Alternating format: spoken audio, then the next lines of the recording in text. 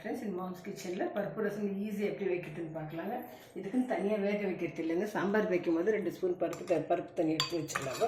புளி கரைசல்க, உப்பு, கடுகு, எண்ணெய், கருவேப்பிலை, பூண்டு, மஞ்சள் பொடி, காஞ்ச மிளகாய், பச்சை மிளகாய், இஞ்சி, இந்த சீரக மிளகு இடித்து வச்சுருக்கேன், தக்காளி, பெருங்காயம், அவ்வளோதாங்க. இப்போ எண்ணெய் சூடாகிடுச்சு, கடுகு போட்டுக்கலாங்க.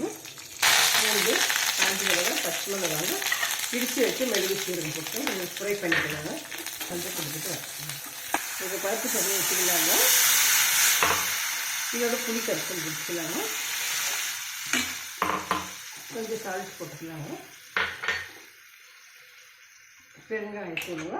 தேவைக்கப்போ தண்ணி ஊற்றிக்கலாங்க. ஒரு ரசம் கொதிச்சு ரொம்ப கொதிக்கக்கூடாதுங்க. ரசம் கொதி வந்து கொத்தமல்லி போட்டுட்டு இறக்கிடலாங்க ஃப்ரெண்ட்ஸ். ரசம் ரெடி ஆகிடுச்சிங்க ஃப்ரெண்ட்ஸ். இது ஈஸியாக பண்ணலாங்க. ரொம்ப நல்லதுங்க. இது செஞ்சு நீங்களும் ட்ரை பண்ணுங்கள். ஈவன் ஸ்டூடெண்ட்டு பேச்சுலர்ஸ் எல்லாம் கூட செய்யலாங்க. தேங்க்யூ ஃபார் வாட்சிங்.